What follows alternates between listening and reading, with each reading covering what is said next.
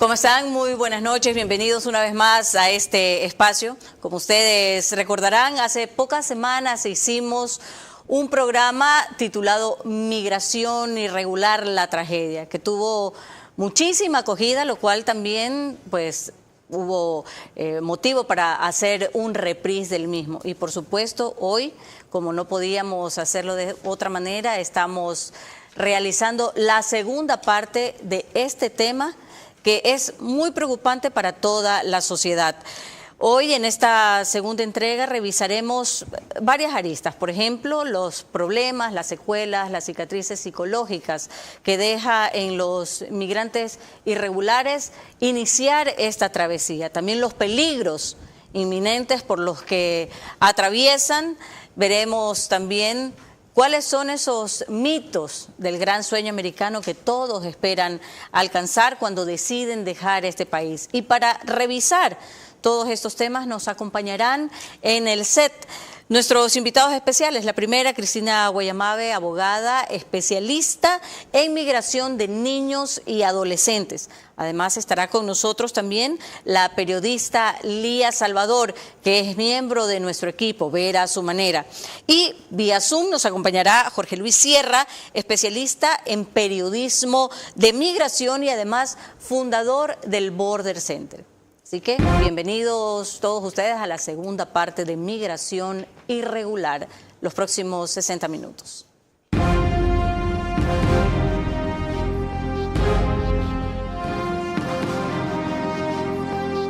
Este es Vera a su manera. Un comunicador que desde 1975 ha sacudido la televisión con formatos y estilos polémicos, sin ocultar sus simpatías ni jactarse de objetividad, pues el periodismo de opinión siempre asume una posición. Bienvenidos a coincidir o discrepar con Vera a su manera. Opinión con propósito. Democracia.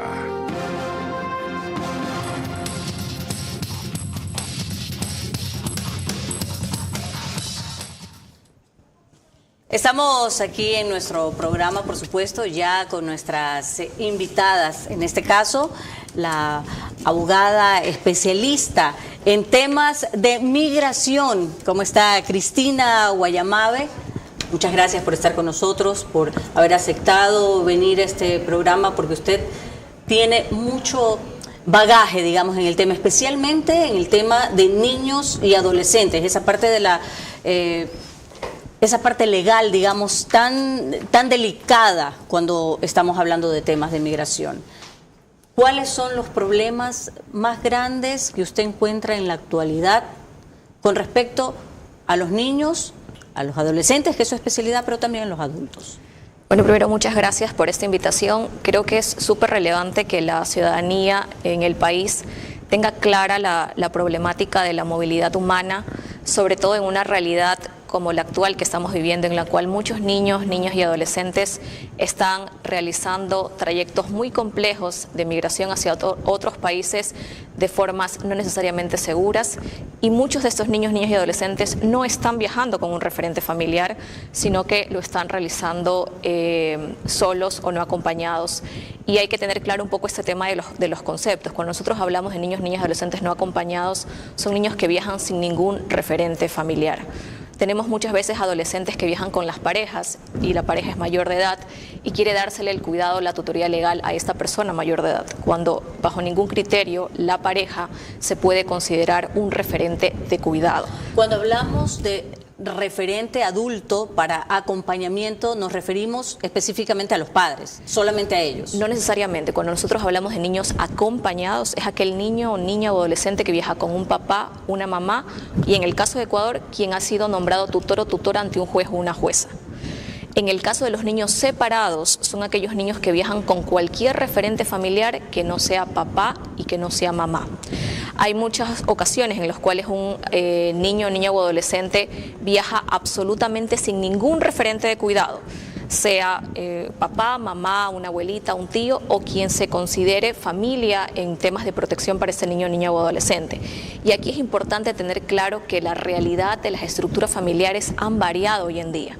Nosotros tenemos muchos niños, niñas y adolescentes para quien el referente de cuidado puede ser una madrina, un padrino, con quien no necesariamente tiene vínculos de sangre, pero que se considera un espacio de cuidado y protección y por lo tanto se puede considerar dentro de lo que llamamos familia. Eso lo vamos a ver más adelante cuando conversemos un poco sobre la reunificación familiar, pero tenemos que tener claro que familia pueden ser diversas estructuras.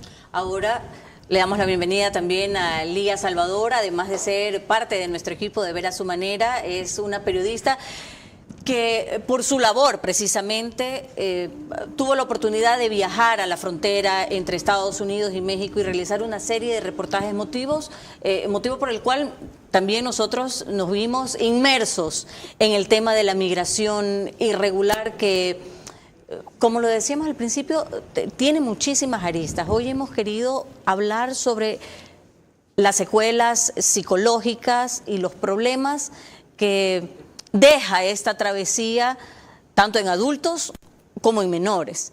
Tú que estuviste allá y que viviste más de cerca este tema, ¿qué puedes aportar al respecto?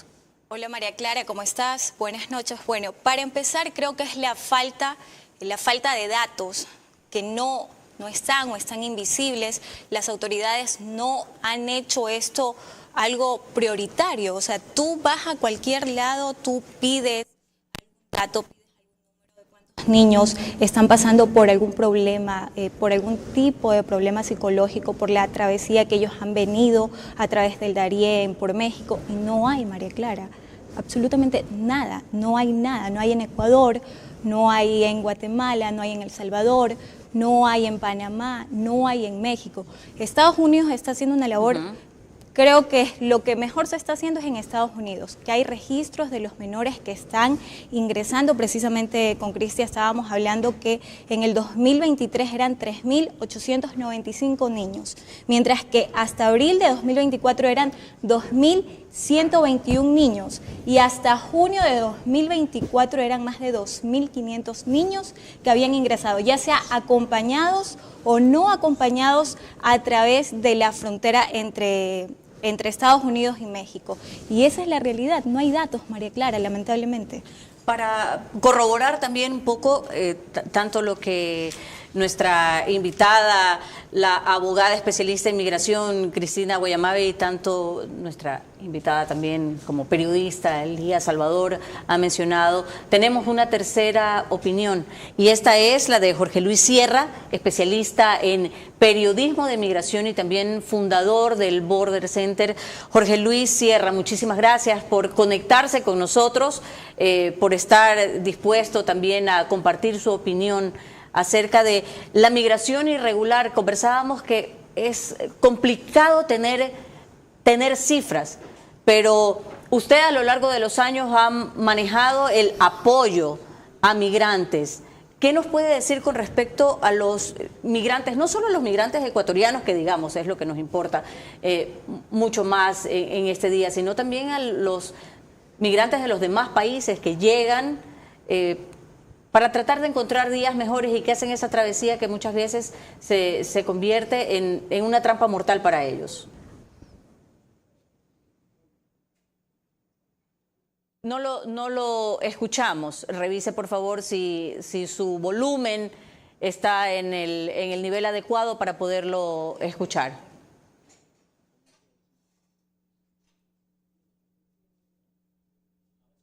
O si es por acá. Si no, continuamos con la entrevista. Lía, en este caso tú decías que no hay cifras. No hay cifras de los niños que migran.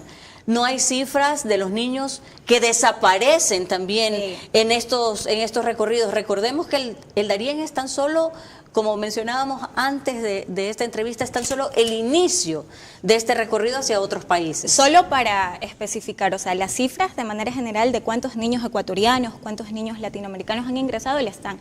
Pero de esas cifras empezar a hacer un trabajo investigativo más arduo, de decir, mira, de esta cantidad de niños, tantos niños han sido violados, han sufrido algún tipo de trauma, tantos niños han estado sin sus padres o tantos niños regresaron a Ecuador. Eso no hay, María Clara. Para poner un poco en contexto a todo el público que nos acompaña esta noche para escuchar la problemática de la migración irregular, vamos a ver un reportaje que hizo precisamente una de nuestras invitadas centrales, Lía Salvador. En él podemos ver cómo se hace una reseña muy clara acerca de esta red de criminales, de delincuentes que trabajan en base a engaños, a personas que están esperanzadas a conseguir días mejores en otros países.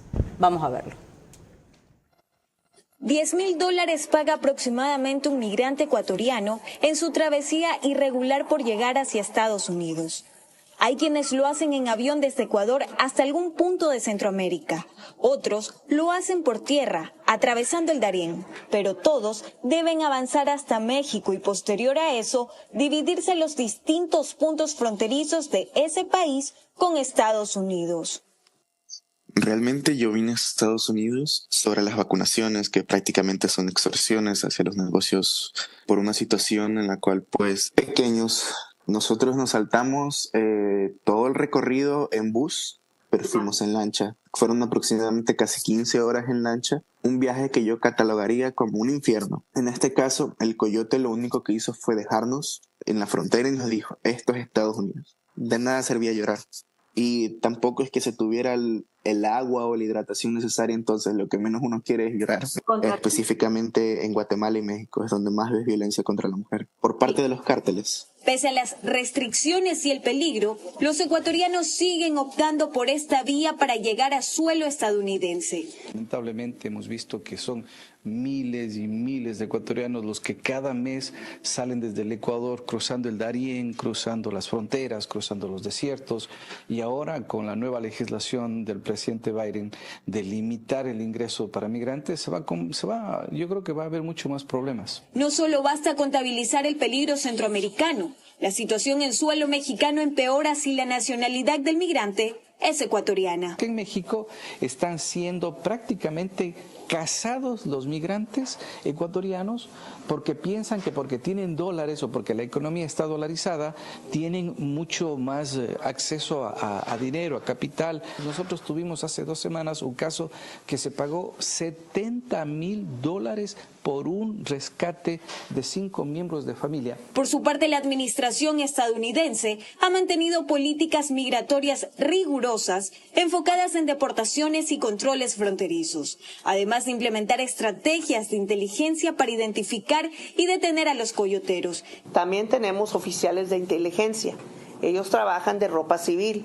Ellos son los que andan consiguiendo información, viendo las redes sociales donde están reclutando gente para ya sea migrantes que estén interesados en cruzar ilegalmente. Al igual se están manteniendo el informe para poder localizar a estas personas. Trabajamos muy unidos, no solamente con las agencias policíacas de Estados Unidos, pero también con las de México, para poder enjuiciar a estas personas, ya sea del lado mexicano o lado estadounidense. Estas medidas buscan no solo reforzar la seguridad fronteriza, sino también desalentar las prácticas de migración irregular que ponen en riesgo la vida. Para ver a su manera, Lía Salvador. Bien, y ahora sí, ya una vez restablecida la comunicación con Jorge Luis Sierra, que es especialista en periodismo migratorio y además fundador del Border Center. Le damos la bienvenida, Jorge Luis. Gracias por estar con nosotros esta noche. Y como hemos estado conversando a lo largo del programa, la situación migratoria irregular, en especial de los ecuatorianos, es complicada. Teníamos un elemento adicional que es que los ecuatorianos prácticamente son presas de delincuentes por la economía dolarizada en la que nos encontramos y consideran que pueden proporcionarles, digamos, más dinero que cualquier otro. ¿Usted ha visto una situación similar o parecida? Sí, efectivamente. Muchas gracias por la invitación. Lo que hemos observado en la frontera es que los inmigrantes que tratan de llegar a Estados Unidos y cruzar la frontera para conseguirse una vida mejor, son víctimas de bandas delictivas que están dispuestas a todo con tal de explotar a esas personas, todo con tal de lograr un tráfico que les rinde ganancias enormes, que les rinde realmente unos frutos enormes, que están enriqueciendo a grupos extremadamente violentos, que están realizando extorsiones y que están haciendo secuestros para cargarle penas y cobrarles a estos migrantes simplemente el derecho de seguir adelante su camino. Eso ha ocasionado que los migrantes atraviesen desde el momento en que salen de su país de origen hasta que empiezan a pasar por los diferentes países de Centroamérica. Prácticamente ellos van atravesando un infierno, un clima de terror, un clima de intimidación y un clima de extrema violencia para llegar hasta Estados Unidos. Y eso es lo que están viviendo. Lamentablemente, el crimen organizado ha tomado control del tráfico de indocumentados. Muchísimas gracias. Vamos a continuar, Jorge Luis, más adelante. Por supuesto, va a estar usted durante todo el programa y nosotros agradecemos el espacio que nos está brindando. Y ahora sobre las diferentes aristas que queríamos tratar en este programa, una de ellas, por supuesto, es la de los menores, esa migración irregular en menores que están no acompañados. Para eso tenemos también el criterio de Andrea Ledesma Ulloa, que es doctora en jurisprudencia, radicada en Nueva York y además cofundadora de 1-800 Migrantes, que es una línea que ha ayudado y abogado por migrantes durante muchísimos años. Vamos a ver qué es lo que ella tiene que decir respecto a este tema específicamente. En este mes, el presidente Biden justamente va a facultar que nuevamente los niños menores de edad sean sacados de manera ilegal, de manera solos. Es decir, no va a haber un adulto que le acompañe, porque no están dejando entrar a la frontera a adultos con niños.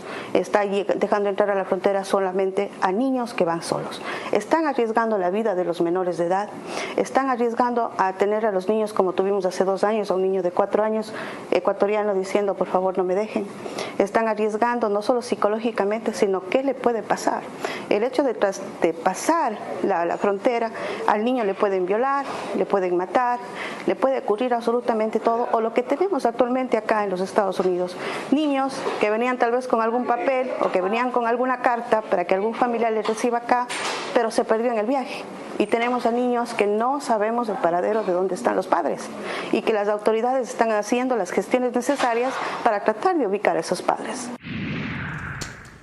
Y precisamente era sobre eso lo que comentábamos hace un momento, abogada Guayamabe, sobre esta reunificación con niños que son, digamos, abandonados muchas veces en el trayecto, otras veces en la frontera, y que las autoridades tienen la obligación de reunirlos nuevamente con sus familias. Cuando nosotros hablamos de esta situación que realmente es una crisis migratoria, por estas cifras que conversábamos hace poco, tenemos más de casi 4.000 niños, niñas y adolescentes identificados solo en la frontera entre México y Estados Unidos. Pero hay muchos niños, niñas y adolescentes que no llegan a esta frontera y que pueden ser secuestrados o ser víctimas de diversas formas de violencia en todo este tránsito durante el viaje que, si bien es cierto, empieza muchas veces desde el Darién, puede ser desde otras de los países de Centroamérica. Pero aquí lo que ocurre es que debe haber una corresponsabilidad. ¿Corresponsabilidad entre quiénes? En el parte del Estado ecuatoriano. Nosotros tenemos aquí una realidad de identificar cuáles son las razones y las causales que están generando que una cantidad tan exorbitante de niños, niñas y adolescentes ecuatorianos estén realizando viajes como no acompañados, como lo decía al principio, totalmente solos, sin ningún tipo de referente familiar. Cuando los niños son identificados en un tercer país, no necesariamente Estados Unidos, sino todos los países que se encuentran en el tránsito, y son derivados a la embajada o al consulado, que también ahí tenemos un problema con México por todo el tema de ruptura de situación diplomática, pero cuando son identificados en otros de los países de la región, es contactado el Ministerio de Relaciones Exteriores y Movilidad Humana y se tiene que activar el sistema de protección en Ecuador. ¿Cuál es la principal falencia que tenemos hoy en día? Que si bien el Código de Niñez establece todas las protecciones que tiene que haber en materia de reunificación familiar, no existe un proceso. Y al no existir un proceso claro sobre qué autoridad, qué entidad debe intervenir y para qué, complejiza el proceso de reunificación familiar. O todos los actores intervienen o no interviene nadie de manera oportuna. Nosotros continuaremos por ese camino con usted más adelante, Ilía. Brevemente, antes de la próxima intervención que vamos a tener, tú que estuviste en contacto con los migrantes, con obteniendo, digamos, esos testimonios tan valiosos, tan emocionales, tan sentidos. ¿Por qué te decían ellos que abandonan el país y toman la decisión de viajar? Bueno, actualmente creo que la situación de seguridad en el Ecuador los ha empujado a salir, a huir de aquí, y realmente la mayoría ya te dice por seguridad y por empleo. Desempleo en Ecuador, empleo allá en Estados Unidos, que bueno, la situación en Estados Unidos no es que es como la pintan. Hay desempleo también en Estados Unidos. Tú en Nueva York encuentras ecuatorianos que están prácticamente regalando su hora de trabajo por la falta de oportunidades que se siente por esta crisis migratoria que está viviendo Estados Unidos. Esa es parte de los mitos del gran sueño americano también. Es parte de los mitos del gran sueño americano, que no es como tú te lo imaginas, y todos, al menos desde mi experiencia, todos a los que yo entrevisté se arrepienten de haber cruzado la frontera como lo hicieron.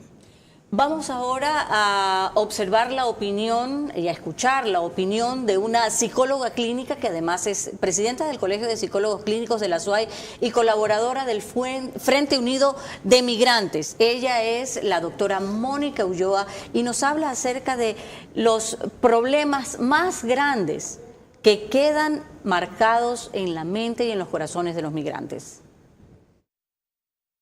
Cuando una persona puede ver un acto de violencia, es testigo de ese acto, en su cerebro ocurre una cantidad de situaciones o de comportamientos químicos que luego van a afectar en su vida, en su desarrollo, en su psiquis. Y eso ha llevado a que, bueno, ellos en este momento estén pasando por crisis de ansiedad, por crisis de pánico, por cuadros de ansiedad grave, generalizada o ansiedad en donde también hay un componente de depresión.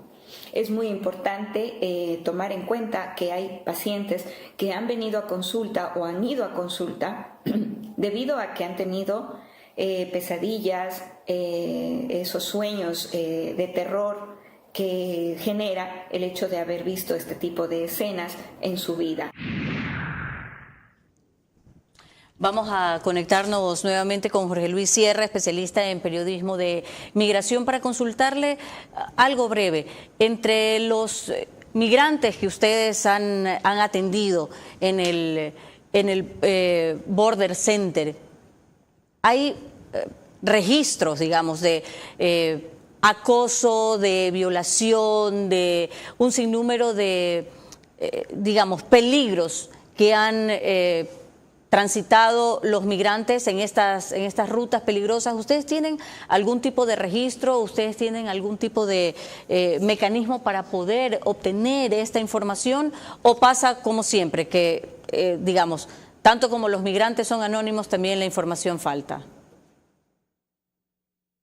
Muchas gracias por la pregunta. Ha sido difícil, como dice Lía, obtener información oficial. Lo que podemos decir es que a través de las entrevistas que hemos realizado, la mayor parte, si no es que el 100% de las niñas migrantes que viajan solas y que llegan a Estados Unidos han sido violadas tanto en su país de origen como en el trayecto hacia los Estados Unidos. Eso significa que las niñas, las mujeres menores de edad, inmigrantes no acompañadas que viajan solas, son víctimas de abusos muy graves y que llegan a Estados Unidos con un trauma de violencia muy grande que está afectando su comportamiento, que está afectando todo su ser, y esas personas realmente llegan a un estado de sufrimiento muy grande. Eso es lo que podemos decir, pero no tenemos nosotros las cifras. En realidad, cuando los niños llegan a Estados Unidos, son inmediatamente entran bajo la custodia del gobierno federal de Estados Unidos, y entonces el gobierno federal de Estados Unidos los pone a disposición de la Oficina de Reubicación de Refugiados, que les va a dar atención durante ciertos meses antes de ponerlos en el seno de una familia que los va a recibir y los va a tener en lo que dura su juicio migratorio. Muchísimas gracias, Jorge Luis. De verdad que es difícil escuchar esas palabras. Nosotros hemos tenido la oportunidad de escuchar algunos testimonios de personas que rompen a llorar al recordar simplemente hechos que han vivido. Y por eso queremos presentarles también otra reseña en donde se ve con claridad cómo las personas, los migrantes, son engañados a través de redes sociales, a través de diferentes medios y sistemas para llegar a ellos, ofreciéndoles incluso rutas seguras para llegar a su destino cuando esto no es real y en realidad viven un infierno. Más de 100.000 ecuatorianos hasta agosto de 2024 han sido detenidos, expulsados o deportados por autoridades migratorias de Estados Unidos. Ellos han salido de su país de origen por distintos motivos: extorsión, inseguridad, desempleo o el anhelo de un futuro mejor, y han intentado ingresar a suelo estadounidense de forma irregular. Sin embargo, estos compatriotas no dimensionaron que las rutas clandestinas, lejos de ser caminos de esperanza, se transformaron en vías de peligro y extorsión. Los migrantes suelen caer en manos de traficantes de personas que los engañan con promesas de rutas seguras. Los coyotes no les importa a la gente. Ellos no les importa si alguien se queda o si lo dejan, si se cae de la balsa y se ahoga o si lo dejan allá tirado. Ellos ven dinero, eso es una mercancía nada más. Las tácticas que ellos usan no es para proteger al migrante. Además de los riesgos físicos, los migrantes irregulares sufren un impacto psicológico profundo. La incertidumbre, el miedo a ser deportados, maltratados y la separación de sus seres queridos son factores que desgastan su salud mental. El alto costo que se suele pagar hasta con la vida en este trayecto deja un cuestionamiento persistente en la mente. ¿Vale la pena el mito del sueño americano que puede convertirse en pesadilla? Conocimos a 2 ecuatorianos que murieron en la selva a causa de que sufrieron robos y violaciones por parte de los indios, que les dicen ahí. Eran de Guayaquil, pues a uno le decíamos el gordo y el flaco. El gordo, como lo llamo, él estaba lleno de ilusión en querer llegar aquí. No repetiría nuevamente este viaje, sinceramente, como suelen decir los dichos, para sufrir en otro lado, sufro en mi país. Lía, ¿vale la pena, como decía el reportaje, vale la pena sufrir todo lo que se sufre para alcanzar ese sueño americano? Me quedo con la frase del migrante, compatriota de nosotros, que tuvimos la oportunidad de encontrarlo en el puente internacional de Hidalgo, en Texas, ya cerca a México. O sea, para sufrir en otro país, sufro en mi país, que estoy con mi familia, estoy en el lugar que yo considero que hasta cierto punto es seguro porque he crecido ahí y lo conozco mi entorno. Y es muy distinto desplazarme a un lugar completamente diferente al cual yo he venido desarrollándome. Y es totalmente distinto el panorama que vas a vivir en la frontera o durante todo el trayecto, porque nada es lo que parece, María Clara. El sufrimiento allá es indescriptible. Podemos hablar acá de cifras, podemos escuchar testimonios, pero realmente lo que han vivido los migrantes en el trayecto es algo que nadie puede imaginarlo, solo aquella persona que tuvo esa experiencia. Bueno, y al volver en el siguiente bloque estaremos hablando más acerca de la reunificación familiar, que es un punto focal para llegar a alguna solución con respecto a la migración irregular. Llevar niños o dejarlos es un daño más de la migración irregular que ellos nunca podrán superar, sino apenas asimilar. Si eso no detiene a los padres, que nada detenga al Estado para darles guía y asistencia como lo merecen. Estamos de regreso nuevamente aquí en nuestro programa sobre migración irregular y no me puedo olvidar de agradecer a todos quienes nos reprisan y nos reproducen. Damos gracias, por supuesto, a Manabí, Canal 9, la señal abierta, Canal 194 en DirecTV. También tenemos a RTU, que estamos en todas las cableras, DirecTV, Canal 177, CNT, Canal 12, TV Cable, Canal 69, Claro TV, Canal 30, Cable Unión, Canal 9. Y el número aproximado de hogares que nos reproducen a esta hora es aproximadamente 40.000. En radios estamos en 101.3 FM, por supuesto Radio Centro, y además en todos sus canales digitales de audio y de imagen. Radio Candela con K, en Puerto Viejo, 89.3 FM es el dial. En Riobamba, la bonita del centro del país, tiene el mismo dial, 89.3 FM. Pero para Cotopaxi, Tungurahua y Chimborazo. Y en Quito, Radio Sucesos, 101.7 FM, líder en información en la capital, y no nos podemos, por supuesto, olvidar de decirles que nos sigan a través de nuestras redes sociales, Vera a su manera, en Facebook, en YouTube. También nos pueden observar en Vito TVO a través de Extreme, TV Cable, Canal 15, Canal 709, si es que usted prefiere también la señal en alta definición. Y ahora, retomando el tema de la noche, no podemos dejar de presentarles a ustedes una reseña nuevamente realizada por nuestra periodista y compañera Lía Salvador. En ella ustedes verán cómo las mafias que manejan todas esas rutas negocian con las personas y además pueden causar un sinnúmero de problemas psicológicos para ellas. Por supuesto, también hay autoridades que se juntan para tratar de solucionar todos estos problemas. Vamos a verlo.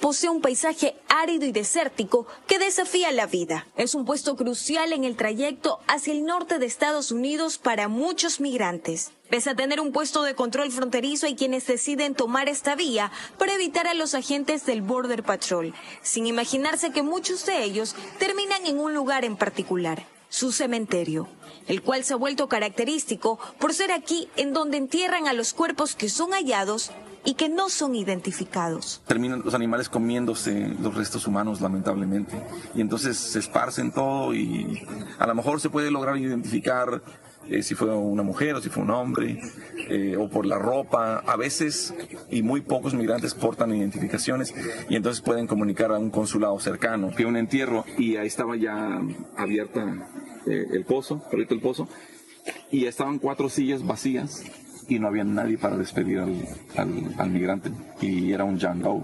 Ahí quedó enterrado un papá o mamá o un niño o hija, no había nadie para despedirlo, ni nadie supo dónde terminó su ser amado. Como podemos ver en las imágenes, las tumbas o las lápidas no tienen nombre. Las autoridades los han encontrado en el desierto o en distintos lugares en donde el equipo forense no ha logrado identificarlos por las condiciones. Sin embargo, la tramitología que deben seguir las autoridades para identificar un cadáver está contra el tiempo. Eduardo Canales, de Human Rights Center, ONG que se dedica a localizar migrantes vivos o muertos aquí, plantea posibles soluciones. Porque hay 3 modos de identificar a personas. Son huellas digitales, son archivos dentales y ADN. La cuestión de que en 2021 tener tanto problema y esperar autopsias, porque no es necesario hacer autopsias para saber por qué murió una persona. Una práctica que nosotros le estamos tratar de educar al juez de paz, a todos los jueces de paz, que inmediatamente ellos tengan entrenamiento para tomar la huella digital, o que le llaman a la patrulla fronteriza o a alguien que tiene la capacidad de hacer las huellas y comparar con que archivos que puede tener la patrulla fronteriza o que puede estar oficialmente con el país que existe. La Dirección de Protección Ecuatorianos en el Exterior entre 2023 hasta junio de 2024 ha contabilizado a 197 ecuatorianos desaparecidos. ¿Será que una de estas tumbas pertenece a alguno de ellos? Es una pregunta sin respuesta. Desde el condado de Brooks, en Falfurrias, Texas, reportó para Ver a su manera Lía Salvador. Bueno, en este momento yo tengo que pedir disculpas porque a mí se me traspapeló en realidad este reportaje, era el de Farfurrias y correspondía precisamente a ese cementerio que prácticamente es ahora el cementerio de las personas desaparecidas que encuentran en las rutas, cuyos cadáveres prácticamente no pueden ser identificados ni siquiera por huellas digitales, como bien decía Lía, la persona que aparecía en el reportaje. A veces son incluso los cadáveres destrozados por los animales salvajes del desierto. Están en descomposición los cadáveres, o sea, realmente no hay manera de cómo averiguar, quizás con suerte por algún tatuaje que quede o por alguna placa, con suerte, pero la mayoría, también las condiciones climáticas, María Clara, los animales propiamente del sector, o sea, es todo un conglomerado de cosas que juegan en contra a más del tiempo para que estas personas que son encontradas, que están muertas y son encontradas, pues puedan ser identificadas. Ahora, nuestra abogada especialista en todos los temas de migración, quedábamos pendientes con la reunificación familiar. Usted nos conversaba sobre estas rutas que en realidad no son caminos, sino toda la tramitología y la documentación que hay que realizar para poder extraer un menor de un país que no es el propio y regresarlo nuevamente al seno familiar. La realidad es que no podemos divorciarnos de lo que está ocurriendo en Ecuador. El deterioro social, la cantidad del impacto que ha tenido el crimen organizado en las familias, sobre todo en ciertos sectores, genera que muchas familias, en muchos contextos, niños, niñas y adolescentes consideren que la única alternativa, a pesar de saber los riesgos que implica el viaje, consideran que eso es aún más seguro que permanecer en Ecuador. Entonces, frente a esta situación, cuando nosotros hablamos de un proceso de reunificación familiar, es un trabajo con la familia de origen, en este caso en Ecuador. Pero hay que reconocer cuál es la situación de esa familia y el contexto económico, cultural, el deterioro del tejido social para poder dar un soporte adecuado a esa familia. Cuando nosotros hablamos de este proceso de reunificación familiar, sigue siendo una deuda por parte del Estado ecuatoriano generar un proceso formal en el que se establezcan quiénes son los actores gubernamentales que tienen que intervenir en cada fase, y sobre todo enfocarlo en la protección del niño, niño, adolescente, porque muchas veces se ve la reunificación familiar como un mero trámite logístico de trasladar a un niño de un país a otro. Pero yo tengo como Estado la obligación de garantizar que el espacio al que lo voy a trasladar, ese referente familiar, tenga o no tenga vínculos biológicos o de sangre, sea un espacio seguro. Y ahí es donde estamos fallando, porque retornan a los niños, niñas y adolescentes a familias que los vuelven a colocar en estas redes de tráfico de migrantes al pensar que es la única alternativa, sin darle el soporte a las familias para poderlos acompañar. Ahora vamos con Jorge Luis Sierra, que nos acompaña vía Zoom a lo largo de todo este programa. Jorge Luis, estábamos hablando acerca de la reunificación familiar. En el caso de toda la experiencia y el manejo de migrantes que ustedes han tenido a lo largo de los años, cuando ven a un niño, por ejemplo, que lo dejan en la frontera, porque también se dan esos casos y lo hemos comentado aquí con la abogada, que pueden dejar niños incluso en la frontera. ¿Las autoridades qué hacen? ¿Cómo pueden acoger a este menor para darle o brindarle por lo menos una situación menos conflictiva de la que ya tienen? Bueno, muchas gracias. Los niños cuando llegan a la frontera llegan a un punto de cruce oficial, llegan a un puente, llegan a una garita donde hay un oficial de aduanas y protección fronteriza de Estados Unidos. Entonces el niño se presenta y dice: soy menor de edad, no tengo documentos y estoy solo. A partir de ese momento, porque los puertos de entrada ya están en territorio de Estados Unidos, ese niño entra automáticamente bajo custodia del gobierno federal de Estados Unidos y es llevado de manera momentánea a un centro de detención de la patrulla fronteriza, pero no pueden estar ahí porque la ley no permite. Son entregados a organizaciones que trabajan con el gobierno federal de Estados Unidos para que entonces empiece el trámite de la reunificación, que puede tardar desde 2 meses hasta 9 meses, según sea, digamos, la naturaleza de la familia que lo va a recibir. porque lo que yo entiendo es que la Oficina de Reubicación de Refugiados hace un análisis socioeconómico del lugar a donde van a llegar los niños y tiene que comprobar que esos niños van a tener una habitación segura, que no van a ser explotados de manera laboral en el lugar en donde llegan, que las personas que lo van a acoger no sean delincuentes o que no sean abusadores sexuales o etcétera, que sean un pariente. Y entonces ahí ya se inicia ese proceso. Los niños lo entendemos como menores de edad hasta los 18 años, pero la ley puede de alguna manera proteger a un niño que está a punto de cumplir la mayoría de edad.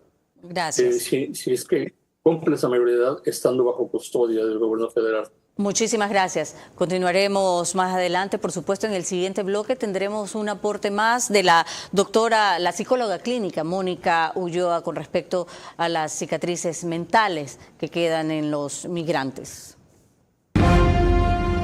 Llevar niños o dejarlos es un daño más de la migración irregular que ellos nunca podrán superar, sino apenas asimilar.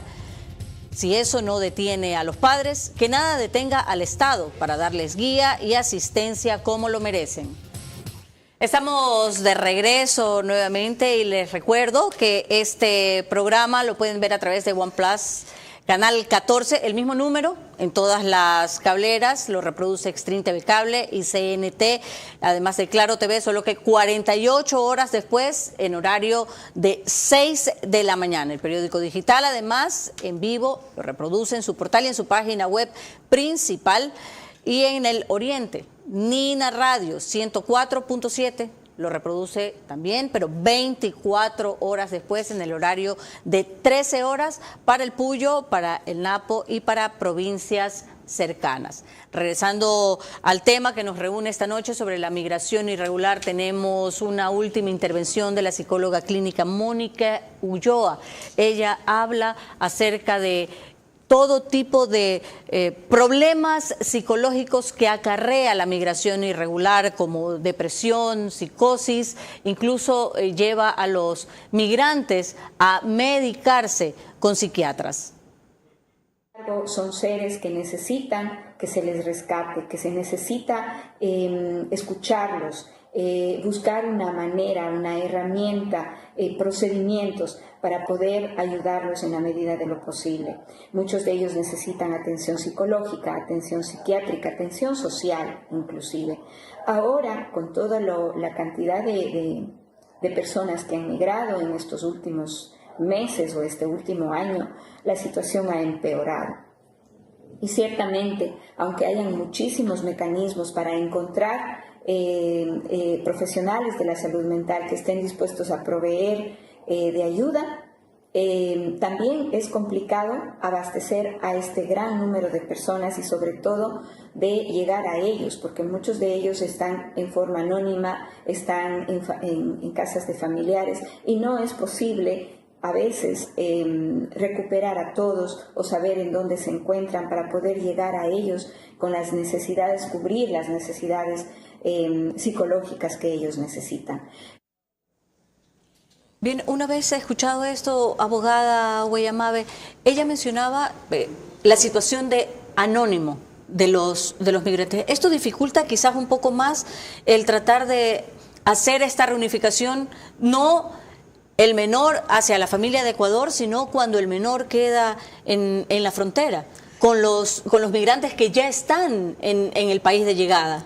Claro, lo que ocurre es que una vez que el niño o adolescente es identificado en cualquier otro estado, porque puede ser en algún otro estado de Centroamérica, incluyendo Estados Unidos, se va a regir por las reglas que tienen estos países para los procesos de reunificación familiar al interno.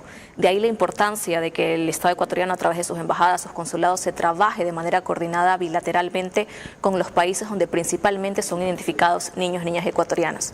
Si no tenemos embajadas, se dificulta este proceso y ese trabajo conjunto. Lía, por tu lado me dijiste también, hablando o recordando lo que mencionaba la psicóloga Mónica Ulloa, estos problemas psicológicos que quedan, a los niños les afecta de tal manera esta travesía que incluso desarrollan autismo. Podría ser, María Clara, hay una relación, se habla de eso, pero como no hay estudio que lo demuestre, pues queda en una hipótesis nada más. Una profesora de Nueva York me decía, ahora tengo niños que me llegan con autismo, o sea que lo empiezan a desarrollar después, a esto sumarle el bajo rendimiento escolar que representa esto en los niños migrantes. Es una serie de cosas que lamentablemente pasa a este sector de la población. Les agradecemos mucho por acompañarnos en este espacio. El tiempo se nos viene encima, prácticamente estamos llegando al final de nuestro programa. En el siguiente bloque tendremos, por supuesto, más reflexiones y más elementos de análisis sobre la migración irregular. Llevar niños o dejarlos es un daño más de la migración irregular que ellos nunca podrán superar, sino apenas asimilar. Si eso no detiene a los padres, que nada detenga al Estado para darles guía y asistencia como lo merecen. Estamos de regreso y les recuerdo que ustedes nos pueden ver a través de Macro Digital Televisión en las siguientes cable operadoras: CNT Play, 11 Play, Colorados Visión, Supercable Macará, Vallevisión Play, y en Estados Unidos, por supuesto, nos puede ver a través de la aplicación Roku. Y en todas estas cableras se reúnen para ver nuestro programa entre 12 y 15 mil hogares. Ahora, retornando con nuestro invitado Jorge Luis Sierra, que está vía Zoom, le quería preguntar a usted algo muy concreto, porque en honor al tiempo necesito una respuesta breve. Pero, ¿sabe usted, por ejemplo, de familias que hayan involucrado a sabiendas a sus hijos en estos temas de tráfico de niños y que los hayan llevado hacia estas rutas tan peligrosas para adultos, no se diga para niños? Normalmente lo que sucede es que las personas que viven, y conozco algunos casos que han ocurrido en Centroamérica, en Honduras o en Guatemala, es que por la violencia que hay, los padres de familia fueron asesinados y la única persona que vive es la abuela. Entonces el niño decide emigrar a Estados Unidos solo porque no tiene nadie que lo acompañe, porque es la única manera que tiene ese niño para poder sobrevivir, trabajar en Estados Unidos y enviar dinero a su abuela. Entonces no siempre es esa situación de padres que cometen alguna falta porque descuidan a sus hijos y los exponen al crimen organizado, y no es por la condición de abandono que de por sí esos niños ya viven en el entorno familiar. Muchísimas gracias, Jorge Luis. Vamos a irnos a un nuevo corte, por supuesto, de regreso. Ya estaremos con las últimas reflexiones de nuestros invitados centrales. Llevar niños o dejarlos es un daño más de la migración irregular que ellos nunca podrán superar, sino apenas asimilar. Si eso no detiene a los padres, que nada detenga al Estado para darles guía y asistencia como lo merecen. Bien, ha llegado prácticamente el final de nuestro programa y no nos queda más que decir como conclusión que tanto adultos como menores se ven envueltos en un sinnúmero de conflictos y violencias al tomar la decisión de dejar nuestro país, por el motivo que sea. Nosotros hemos tratado de aportar, en esta hora lógicamente no se resuelve un problema tan grande, pero por lo menos sí sentar bases para que si está pensando en dejar nuestro país, deje esa idea a un lado y trate de seguir adelante junto a su familia. Por ahora, gracias por su gentil compañía. Nos veremos el día de mañana, por supuesto, con otra emisión de Ver a su Manera.